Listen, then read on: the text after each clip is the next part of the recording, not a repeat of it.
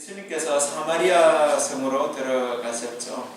사마리아 마을로 들어가신 것은 다분히 좀 의도적이었습니다. 그죠? 원래는 유대인들은 그 사마리아라는 지역을 지나가지 않는다고 그랬습니다. 지난주에 말씀드린 걸 생각해 보면은 이제 그 이스라엘이라는 나라가 지금 우리나라 남한 땅 정도 크기가 되는데 중간에 충청도를 거쳐가지 않기 위해서 경상도 사람들이 어디로 간다고요? 충청도 땅을 안 거쳐가고 저 강원도 땅을 거쳐가지고 이렇게 산 넘고 물 건너 그렇게 간다고 그랬죠. 그렇게 생각하시면 될 겁니다. 왜냐하면은 이것은 그들의 유대 역사를 좀 알아야 되는데 유대가 이제 남유다하고 북이스라엘하고 이렇게 나누어졌거든요. 그런데 북이스라엘은 아수르의 멸망을 당했고 남유다는 그 바벨론의 멸망을 당했습니다. 그런데 이 아수르라는 강대국이 취했던 정책이 뭐냐면 혼혈 정책을 썼어요. 그래서 순수한 혈통을 이렇게 파괴하는, 그래서 막 결혼을 여기저기 민족끼리 섞어서 그렇게 결혼을 하게 했죠.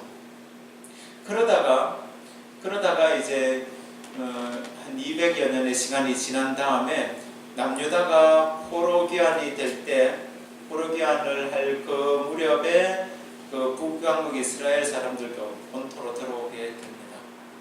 그러다 보니까 이렇게 남유다 사람들은 남유다였다가 포로로 잡혀간 사람들은 그래도 혈통이 그 이스라엘 혈통이라고 자기들은 생각을 하고 있는데 북왕국 사람들은 혈통이 섞였잖아요.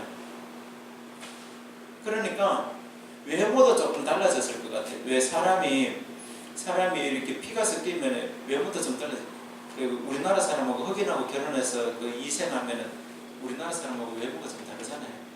그것처럼 아마 달랐던 것 같아요. 그래서 유대인들은 사마리아 사람들을 보면서 그들도 아브라함의 후손이기는 하지만은 그들을 멸시하고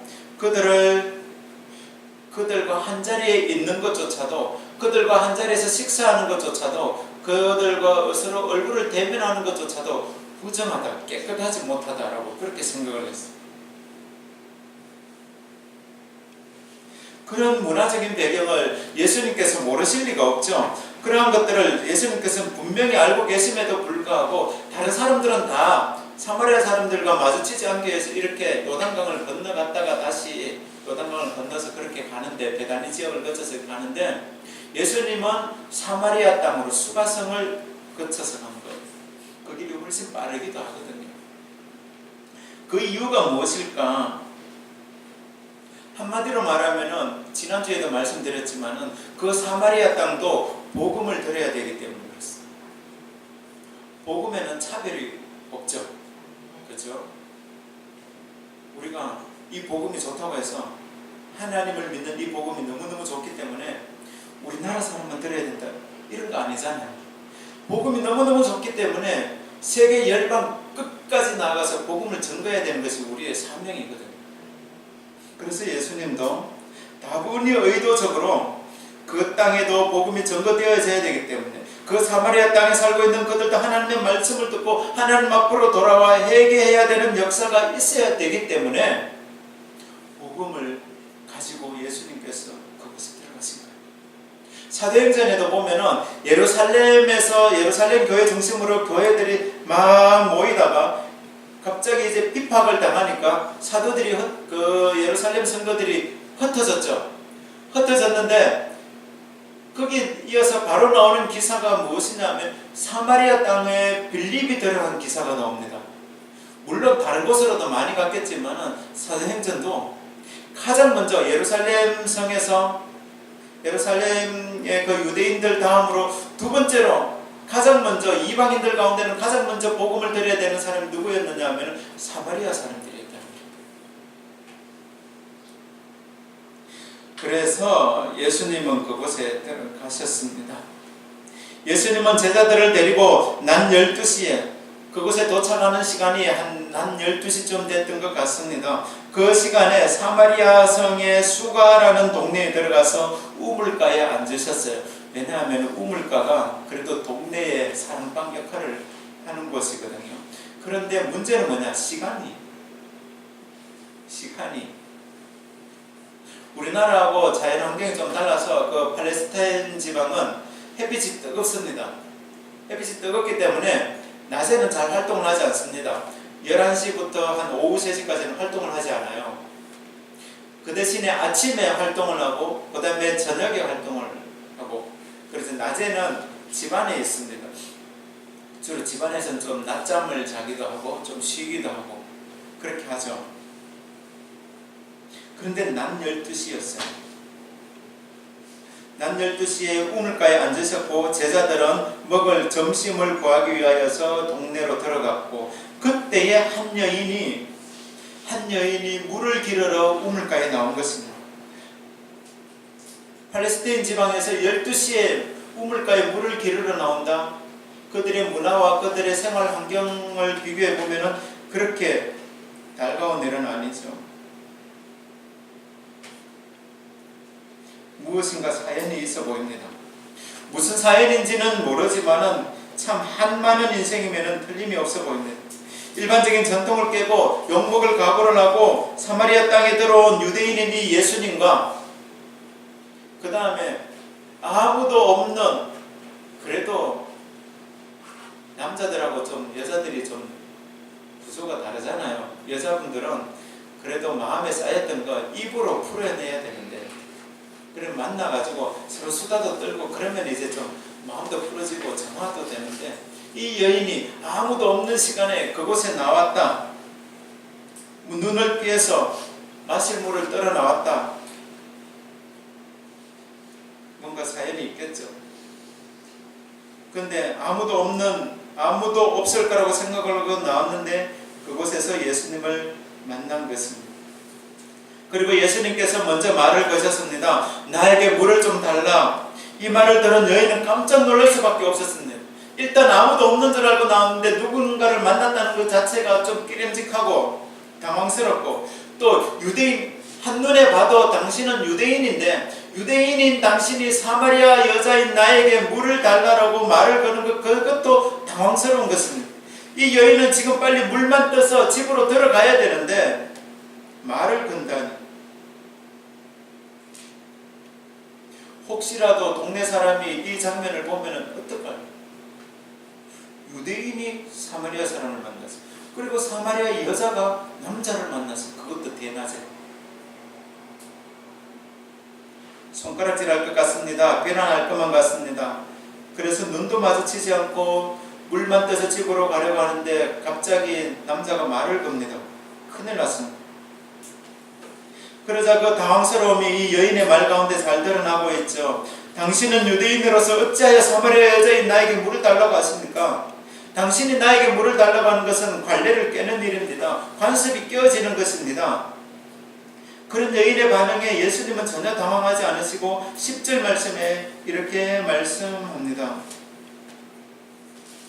내가 만일 하나님의 선물과 또 내게 물 좀 달라 하는 이가 누구인 줄 알았더라면 내가 그에게 구하였을 것이요 그가 생수를 내게 주었으리라. 예수님께서 이 여인에게 물을 달라고 하신 것은 다분히 의도적이죠. 말을 계속 이어가기 위하여서. 우물가니까 물 달라고. 그럴 수 있잖아요, 그죠? 말을 이어가기 위해서 그렇게 시작을 했는데, 예수님께서 하시는 말씀은 정말로 목이 말라서 그랬을 수도 있겠지만은, 목이 마른 것보다도 이 여인과 이 여인의 내면을 만지시고 싶은 그 마음을 지금 예수님께서 보이신 것입니다. 예수님께서 하시는 말씀, 내가 만일 하나님의 선물이 무엇인지 알고 또 그리고 내게 물 좀 달라 하는 내가 누구인 줄 알았더라면은 도리어 네가 나에게 물을 달라고 했을 것인데, 당신이 나에게 물을 달라고 했을 것인데 당신이 아직 잘 모르고 있군요 라는 그런 뜻이죠. 이 여인의 이 소리를 듣고 난 다음에 더 이상한 거죠. 이 여인이 생각하기에 그렇지 않습니까? 여기는 우물가고 우물은 깊고 그리고 그곳에서 이제 물을 떠올리려면 물 담을 그릇이 있어야 되는데 어떻게 당신이 나에게 물을 줄 수 있습니까? 그렇게 예수님 앞에 질문을 하지 않습니까? 이 여인은 아직 예수님이 어떤 분이신지 잘 모릅니다. 그가 생각하는 것은 그냥 눈앞에 보이는 것, 지금 눈앞에서 펼쳐지고 있는 그런 상황을 보고 지금 말하고 있는 것입니다. 지금 사마리아 사람은 자신이 야곱의 후손이라는 것에 관하여서 감사하고 있습니다. 이렇게 물을 기를 수 있는 우물을 만들어주고 지금까지 혜택을 보고 있는 것은 야곱의 덕택이라고 그렇게 생각을 하고 있었습니다. 그런데 어떤 유대인이 나타나 자신이 누구인지 알면은 나에게 물을 달라 했을 것이고, 아니 이 우물에서 물을 기르면 되지 왜 당신에게 물을 달라 하느냐 이거죠.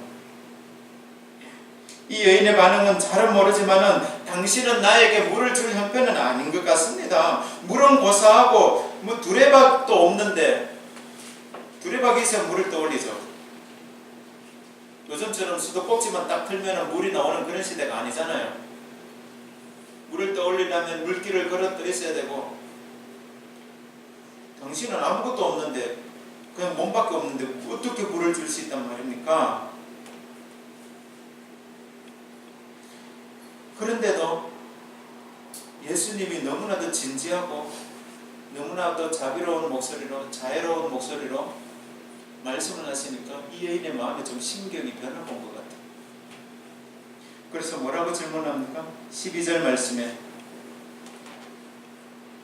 우리 조상 야곱이 이 우물을 우리에게 주셨고 또 여기서 자기와 자기 아들들과 짐승이 다 마셨는데, 그 다음에 중요하죠. 당신이 야곱보다 더 큽니까? 야곱은 이곳에 우물을 발견해 가지고 우물을 파서 그 모든 식구들 12아들과 그 식구들이 다 먹고 가족들도 다 먹고 그 수많은 짐승들도 여기서 물을 다 먹고 했는데, 그러면 당신은 야곱보다 더 큰 사람이라서 이것보다 더 좋은 우물을 준비해 줄 수 있습니까? 이런 의미입니다. 또 한 가지,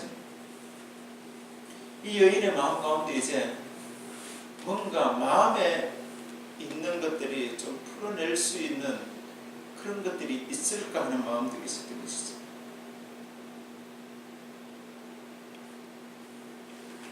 내가 지금 힘든 가운데 있습니다. 말은 안 해도 그렇잖아요, 그렇죠? 말은 안 해도 다른 사람은 몰라도 본인은 알잖아요. 본인이 힘들다.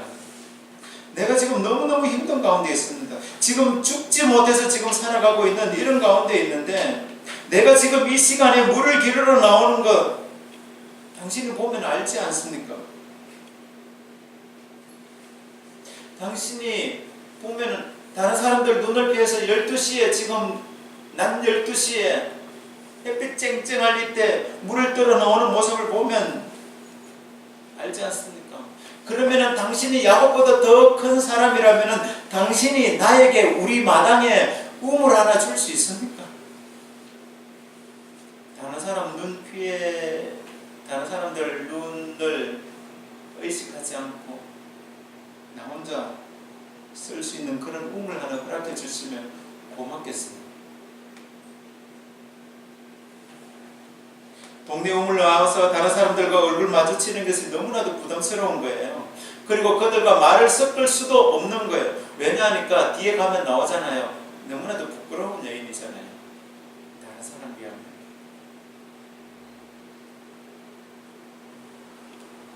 그러나 예수님께서 이 여인에게 접근하시고 대화를 시작하신 것은 다분히 의도적이라고 제가 처음에 말씀드렸습니다. 이 여인의 그러한 물과 관련된 것일 수도 있지만 물보다도 더 중요한 것은 예수님께서 보신 것은 이 여인의 마음의 병, 영적인 병을 고쳐주기를 원하셨던 것입니다. 그래서 아직도 이 여인의 생각하는 것과 예수님과의 생각은 약간 거리가 있습니다만은, 그러나 어떤 대화가 되기도 전이기는 하지만은, 그러나 이 대화 가운데 예수님은 이 여인을 핵심적인 주제로 지금 확 끌어당기고 계신 거예요. 서로 생각하는 바가 좀 다르죠. 예수님은 그 예수님 여인의 마음의 연약한 부분들을, 그 마음의 병든 부분들을 치료해 주기 원하시고 고쳐주기를 원하셨고, 그런 마음에서 지금 접근을 하셨고, 이 여인은 어떤 마음입니까? 내가 지금 너무너무 힘듭니다. 지금 내가 살아가고 있는 이 상황이 너무너무 지긋하고 힘들어요. 그래서 이 형편을, 이 환경을 조금 더 바꾸어 볼 수 있는, 좀 더 좋은 환경으로 좀 바꾸어 줄 수 있는 분인가 싶어서 예수님 앞에 지금 질문을 하고 있는 것입니다. 당신이 야곱보다 더 큰 사람입니까? 그렇게 평행선을 달리고 있는 이 가운데 예수님은 이 여인을, 예수님의 그 핵심적인 질문 안, 그의 영적인 부분을 만지시기 위한 질문을 한 가지 더 하시죠. 13절 14절 말씀에 이렇게 말씀을 합니다. 예수께서 대답하여 이르시되 이 물을 마시는 자마다 다시 목마르려니와 내가 주는 물을 마시는 자는 영원히 목마르지 아니하리니 내가 주는 물은 그 속에서 영생하도록 솟아나는 샘물이 되리라. 처음에는 내가 누군지 알았더라면 당신이 나에게 물을 달라고 했을 것이고, 나는 이제 자신의 본색을 딱 드러내는 거죠. 내가 주는 물을 마시는 자는 영원히 목마르지 아니할 것이다. 한 번만 물 먹으면 다시는 또 다른 물이 필요가 없다는 것입니다. 기가 막힌 말씀 아닙니까? 지금 이 여인의 귀가 2배로 이제 우물가에서 물 뜰 필요도 없는 거예요. 이런 물이 있다면.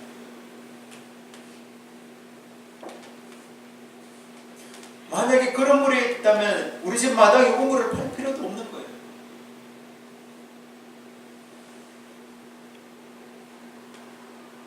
이 여인이 생각하기에 세상에 그런 물이 어디 있습니까? 만약에 그런 물이 있다면 지금 당장 나에게 그 물을 좀 주십시오. 내가 지금 이렇게 물 기르러 오지 않아도 되고, 다른 사람들 형편 생각하지 않아도 되고, 내가 내 집안에서만 생활할 수 있지 않겠습니까? 사람들 만나는 것도 너무나도 힘들고 창피하고, 손가락질 당하는 것도 힘들고 지치는데, 그런 물 있다면 좀 주십시오.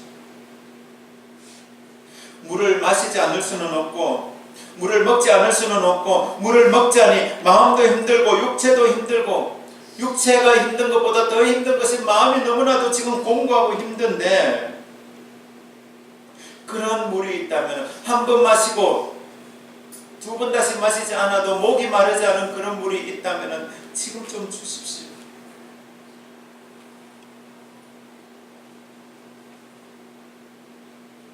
그의 삶을 바꿀 수 있는 것은 이것이죠.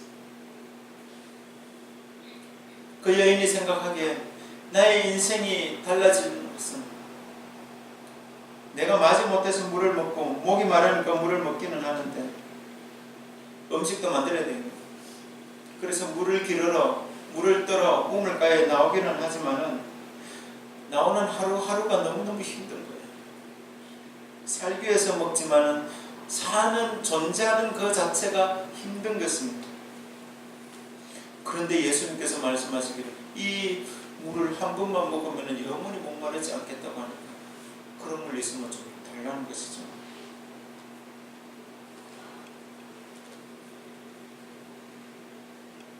마지못해서, 다른 말로 말하면 죽지 못해서 살아가고 있는 그 인생, 젊었을 때는 참 예뻤던 것 같습니다. 한 미모했던 것 같아요. 왜냐하면 남편이 5명인 것을 보면은 알 수 있죠. 뭐 사정이 어떻든지 간에 얼굴이 좀 예쁘면은, 얼굴이 좀 예쁘고 반반하면 남자들이 그래도 좀 봐줄만 하다라고 그렇게 생각을 했던 거예요. 옛날이나 지금이나. 아니면은 얼굴이 예뻤든지 아니면 사교성이 아주 뛰어났든지 자신만만하지 않았겠습니까? 그렇잖아요. 그러니까 남편 한 명하고 살기도 힘든데 5 남자를 바꿔가면서 살 정도 되면은 뭔가 우리가 알지 못하는 뭔가 능력이라는 게 있었을 것 같아요. 처음에는 꿈도 많았고 마음에 소원하는 것도 많았던 그런 시절이 하나씩 점점 지나가다 보니까 이제 꿈도 사라지고 소망도 사라지고 숨을 쉬니까 살기는 살지만은 하루하루 살아가는 삶이 너무나도 두려운 그 인생. 목숨이 붙어 있기는 붙어 있지만은 이 목숨을 유지하기 위해서 먹어야 되고 또 물도 마셔야 되고 그래서 우물가에도 나와야 되고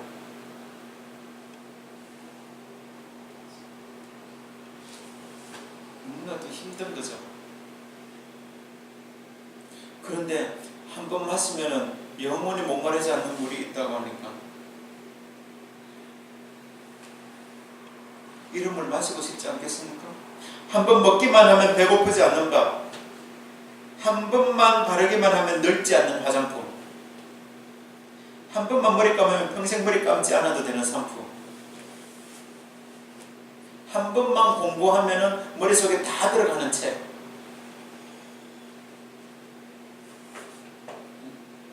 한 번만 일해서 돈을 벌면 평생을 먹고 살 수 있는 돈.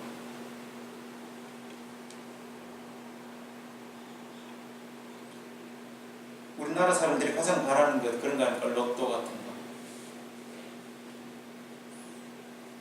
그러한 것들을 지금 이 시대를 살아가는 우리들도 계속 바라고 추구하고 살아가고 있는 거예요.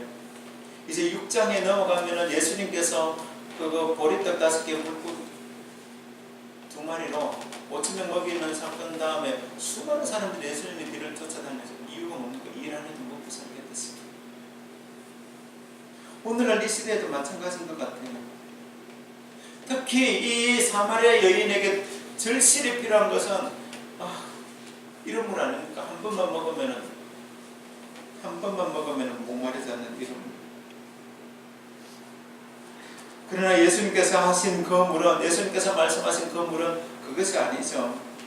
육신을 위해 마시는 물이 아닌 것입니다. 도깨비 방망이와 같은 그것을 지금 예수님께서 보여주기를 원하지 않으셨다는 것이죠. 예수님께서 말씀하신 그 물은 영원히 목마르지 않고 영생하도록 솟아나는 그 샘물, 그것이 세상에 어디에 있겠습니까?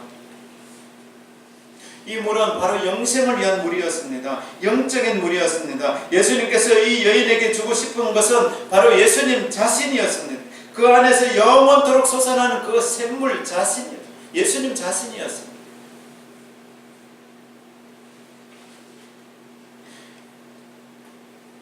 주 예수를 믿으라. 그리하면 너와 내 집이 구원을 얻으리라. 이 말씀 우리가 기억하고 있죠.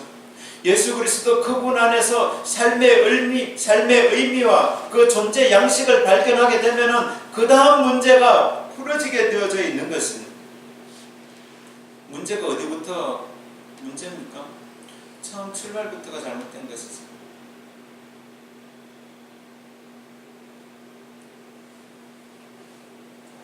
남편을 5명이나 바꾸어 가면서 살아가는 그 삶의 방법이 잘못되어진 것입니다.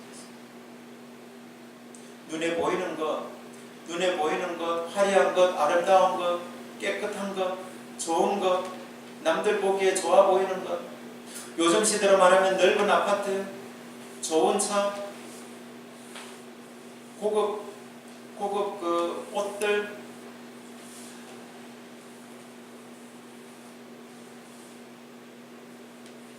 그런 것들이 전부인 줄 알았는데 그것이 우리에게 삶의 만족을 줄 수 없다는 거예요. 이 여인에게 있어서 남편을 5명이나 바꿔가면서 그런 성적으로 그런 것들이 마음에 그렇게 좋았겠습니까? 좋지 않다는 거예요. 예수님께서 그 여인에게 질문하지 않습니까? 내 남편을 불러오라라고 질문을 하니까 이 여인이 뭐라고 대답을 합니까? 나에게 남편이 없습니다.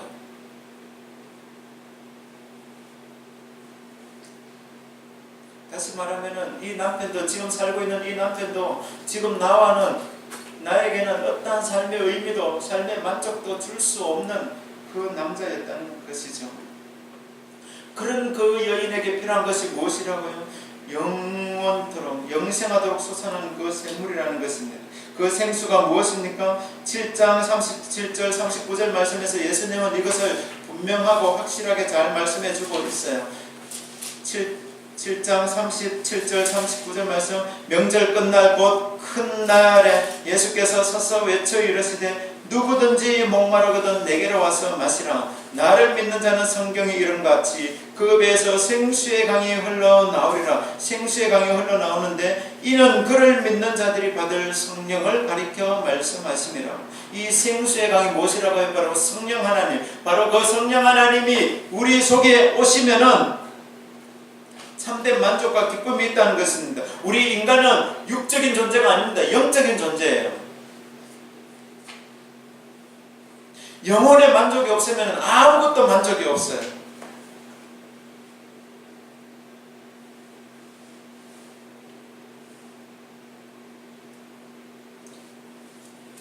어떤 사람이 돈을 추구하고, 어떤 사람은 명예를 추구하고, 어떤 사람은 건강을 추구하기도 합니다. 또 어떤 사람은 그렇게 추구하던 것을 끝내 얻기도 합니다.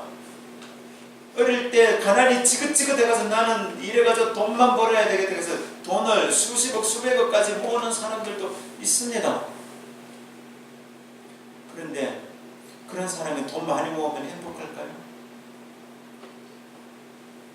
어떤 사람은 젊을 때 몸이 너무너무 아파가지고 건강을 위해 가지고 아침부터 저녁까지 건강만을 챙기는 사람들이 있어요. 그런 사람 봤거든요. 먹는 음식도 얼마나 열심히 골라먹고, 그리고 운동도 아침 먹고 뛰고 점심 먹고 뛰고 저녁 먹고 뛰고 열심히.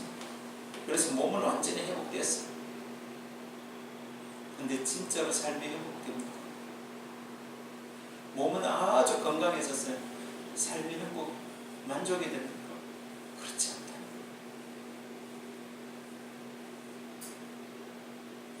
대통령이 되면 영혼이 행복합니까? 마음이 만족이 옵니까? 삶의 기쁨이 옵니까? 매일매일 기쁩니까? 명예를 그렇게 쫓는 사람이 대통령이 된다고 해서 기쁘겠어요? 그렇지 않다. 사람은 영적인 존재입니다. 최고의 명예를 얻든지 엄청나게 많은 부를 쌓든지 명성을 얻든지 그것으로 우리의 만족을, 삶의 만족을 주는 것이 아니라 영적인 만족이 있어야 된다는 것입니다. 영적인 부분이 채워지지 않으면 만족함을 모르는 것이 우리 인간의 모습입니다. 본문에 나오는 이 여인이 자신의 삶을 만족하기 위해서 해보지 않은 일이 없었던 것 같습니다. 남편을 5명이나 바꾸기까지 다른 것들 안 해봤겠습니까? 다 해봤어요. 그런데 결국 그에게 남은 것은 주변 사람들의 손가락질과 비난과 조소, 조롱 이런 것들만 남아있는 거예요. 마음에 더 공고해지고 더 갈급해진 것입니다. 그가 그 삶을 회복할 수 있는 길은 영원히 솟아나는, 영생하도록 솟아나는 그 샘물, 그 물을 마셔야 되는 것입니다. 그 물이 무엇이라고 하면 성령 하나님. 우리가 예수 그리스도를 만나게 될 때, 성령 하나님을 만나게 될 때, 이 이야기의 마지막 끝부분 결론이기는 합니다만은 이 여인이 예수님을 만나고 난 다음에 참된 인생의 만족이 뭘고 무엇이고 삶의 만족이 무엇인지를 알고 난 다음에 그 여인이 취한 행동이 무엇입니까?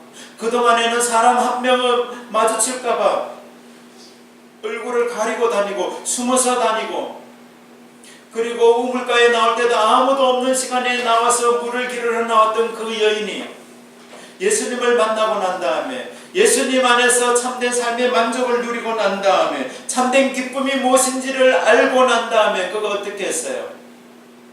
그는 동네로 쫓아 들어가서 온 동네 사람들을 다 불러냅니다. 내가 메시아를 만났다. 내가 하나님의 아들 예수 그리스도를 만났다. 과거의 부끄러운 부분들이 다 없어집니다. 아니, 없어지지가 않았어요. 생각나지 않습니다.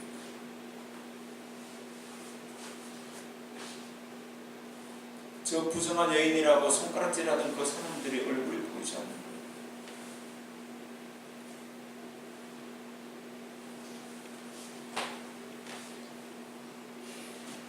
성령 하나님과 함께하는 그 길, 예수 그리스도와 함께하는 그 길을 걷다 보니 마음에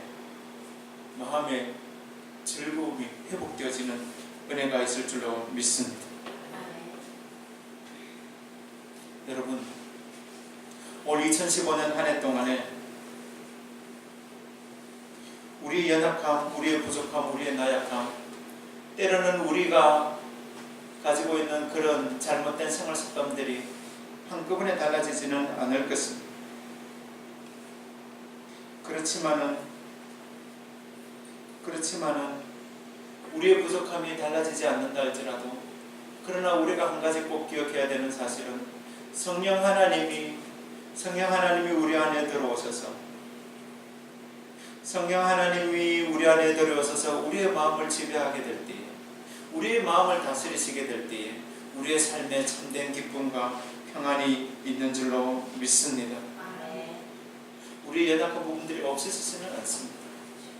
그러나 성령 하나님이 우리 안에 오셔서 참된 만족을 줄 때에 그런 부분들이 눈에 보이지 않는다. 예수님도 말씀하셨죠. 가늠하다 붙잡혀온 여인, 나도 너를 정죄하지 아니하노니. 죄를 묻지 않겠다는 것입니다. 없어지지는 않아요. 그러나 성령 하나님이 우리 안에 들어오시면 그런 부분들이 문제가 되지 않습니다. 그런 부분들이 문제가 되지 않으면 오히려 그것들 때문에, 또 예수 그리스도 그분 때문에 우리의 마음에 참된 기쁨과 평안이 있는 줄로 믿습니다. 우리가 다시 한 번 더 예수 그리스도를 바라보십시오. 정말로 우물가에 있던 그 여인처럼 헛되고 헛된 것들을 보던 우리들에게 주님이 찾아오실 때, 주님 감사합니다, 아멘 주 예수여 어서 오시옵소서, 그렇게 우리가 믿음으로 고백하며 나아갈 때 하나님께서는 우리에게는 영생하도록 솟아나는 그 샘물이 되셔서 우리에게 정말로 영원히 목마르지 않으면 더 이상 영적인 갈급함이 없는, 더 이상 영적인 배고픔이 없는 그런 은혜를 우리에게 허락해 주실 줄로 믿습니다. 우리의 환경이 달라지지 않는다 할지라도, 우리의 환경이 변화가 오지 않는다 할지라도, 우리의 환경이 내가 돈 때문에 이렇게 스트레스 받고 있는데 어느 날 갑자기 일확천금이 나에게 들어오지 않는다 할지라도, 그때에도 성령 하나님께서 우리의 마음에 참된 기쁨과 평안을 허락해 주실 때에 우리의 삶이 다시 한 번 더 즐거움을 회복하는 은혜가 있을 줄로 믿습니다. 우리 다시 한 번 더 올 한 해 동안에 이 성령 하나님을 구하십시오. 성령 하나님의 도우심을 구하며 성령 하나님 안에서 새 힘과 새 능력을 받아 누리는 저와 여러분이 되시기를 주님의 이름으로 축복합니다.